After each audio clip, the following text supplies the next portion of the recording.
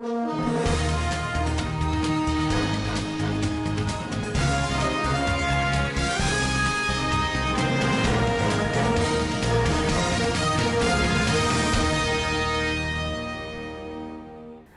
there, welcome to Standard Voice Television News Channel. I am Svtv. Here are your top stories for today. Governor Matawale pledges to support INEC to conduct credible election in the state.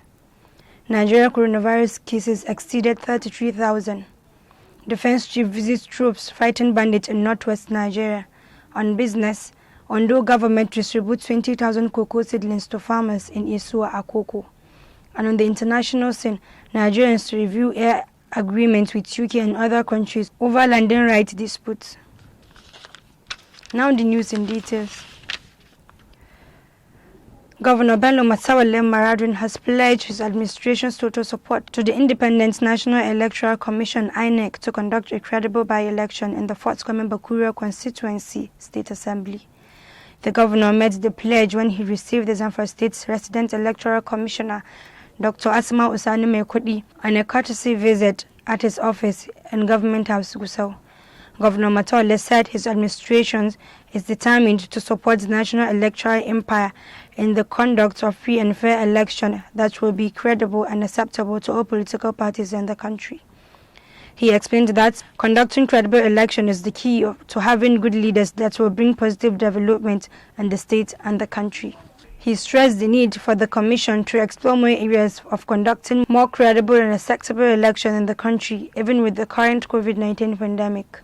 He also assured the Commission of his administration's total support in ensuring that all COVID-19 protocols and procedures are observed during the forthcoming election, despite the fact that Zamfara State is a COVID-19 free state. Earlier in his address, the Zamfara State Resident Electoral Commissioner, Dr. Asma Usani Mekudi, said they were at the Government House to discuss the issues that are necessary in her commission's bid to ensure the success of the forthcoming election activities in the state following the demise of a member representing Bakura local government areas of the State Assembly. Governor Matawale of Zamfara State has donated 100 million to Jibris for its private university project, while so many public schools in the state are in a poor state of repair. It is scandalous to use taxpayers' money to finance private religious projects. Besides, with so many Muslim religious sects, why should Zamfara State's money always be used to donate more to Izala members? Former Governor Abdulaziz Yari also donated 20 million cash to Jibris to build a so-called guest house in Abuja. Like Matawale, the money didn't come out from their pockets. It's immoral to be donating public funds to a religious group for political advantage.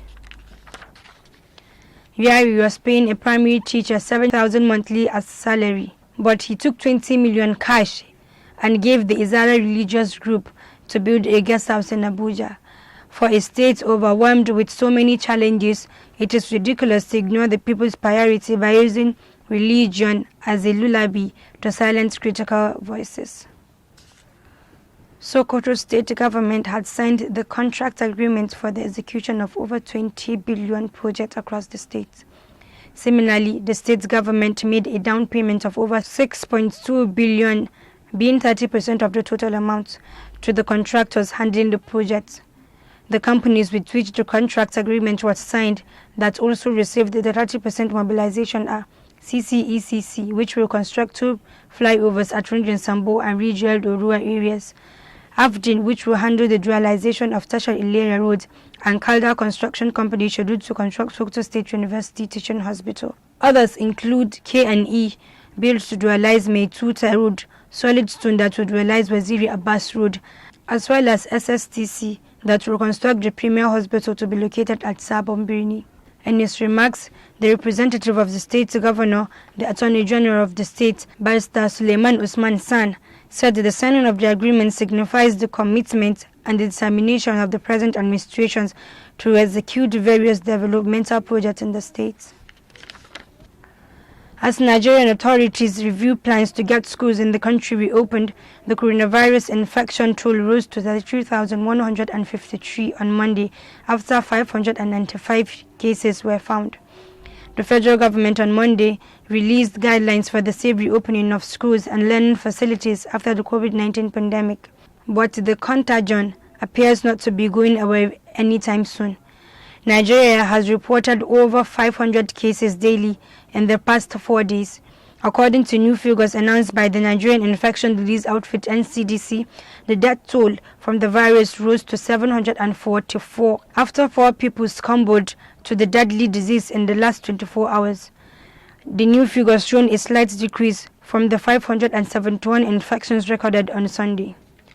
The NCDC in a tweet said the new cases were reported in the 20 states including Lagos 156, Oyo 141, FCT 99, Edo 47, Kaduna 27, Ondo 22, Rivers 20, Osun 17, Imo 13, Plateau 10, Nasarawa and Anambra 8 cases each.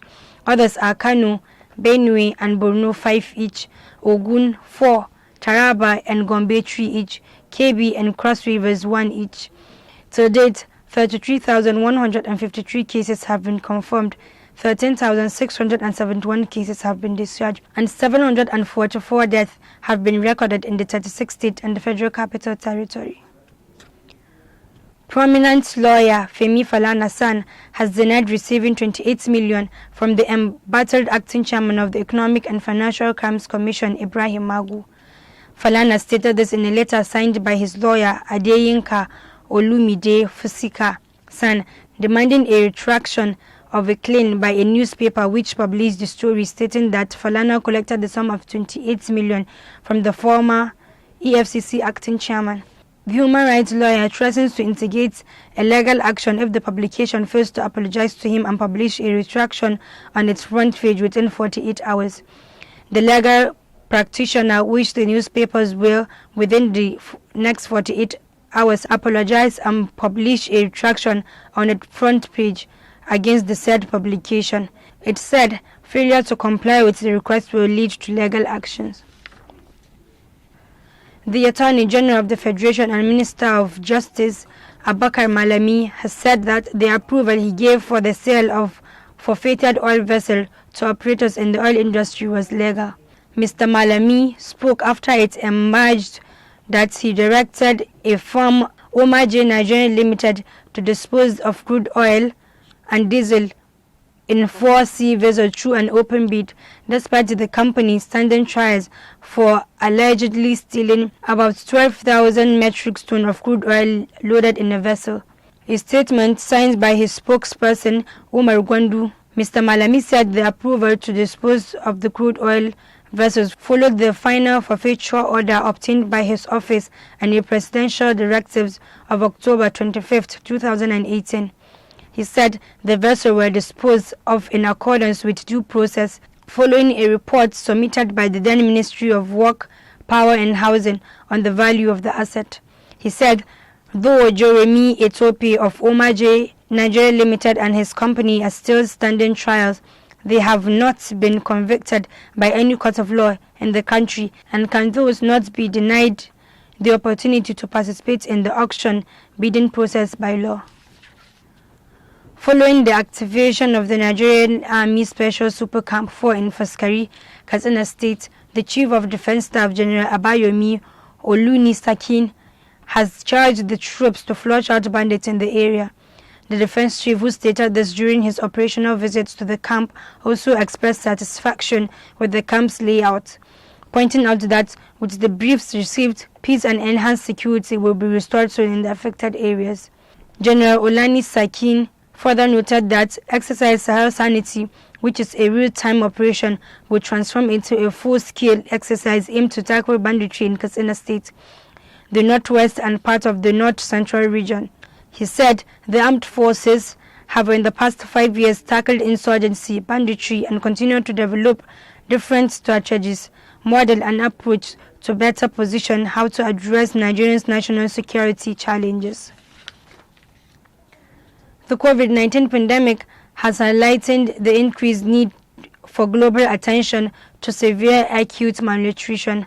As a national nutrition champion and the founder of Aisha Buhari Foundation, the First Lady, Ms. Aisha Muhammadu Buhari, acknowledged the need to add her voice on the ongoing advocacy for improving the nutrition situation in the country in the face of COVID-19 pandemic. Her foundation is a member of the Nigerian SAM Consortium, which targets advocacy and sustainable intervention towards the prevention and treatment of severe acute malnutrition in Nigeria. Experts in the field have posited that proper nutrition strengthens the immune system and combats most illnesses. Former acting managing director of the Niger Delta Development Commission, Joy Noneh, has claimed that she slapped the Minister of Niger Delta Affairs, Godswill Akpabio, for sexually assaulting her. She disclosed this during an interview with Svtv, where she said that she's the only Nigerian woman who has slapped the minister. The incident, she said, happened at his guest house in Abuja. She said he refused to tell Nigerians that she slapped him in his guest house at Akpo, pointing out that she's the only Agoni woman and only Nigerian woman that has slapped him. She explained that she slapped him because of his plan B. Since he couldn't get her to take that money, he thought that he can come up on her.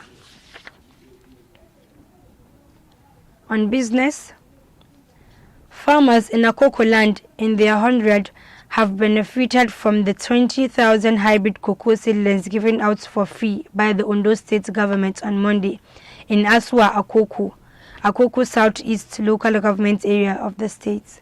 The distribution is a core target of Cocoa Revolution project of the government Akori Dolu-led government. Ms. Titilayo Adeyemi, the Commissioner of Women Affairs and Social Development, who facilitated the program and brought it to Iswa, explained that the seedling would further boost the economy in the area and by extension that of the state. And on the international scene, the federal government of Nigeria says it will review its air agreements with various countries as a result of the unacceptable treatment of Nigerian carriers, especially as COVID-19 lasted. The Minister of Foreign Affairs, Chief Geoffrey Onyema, made this known via his verified Twitter handle on Sunday, following the denial of landing rights to Air Peace at London's Heathrow Airport. Chief Onyema, however, urged aggrieved Nigerians not to protest but to be grateful to Air Peace for providing alternative agreements to ensure their successful evacuation in spite of the challenges.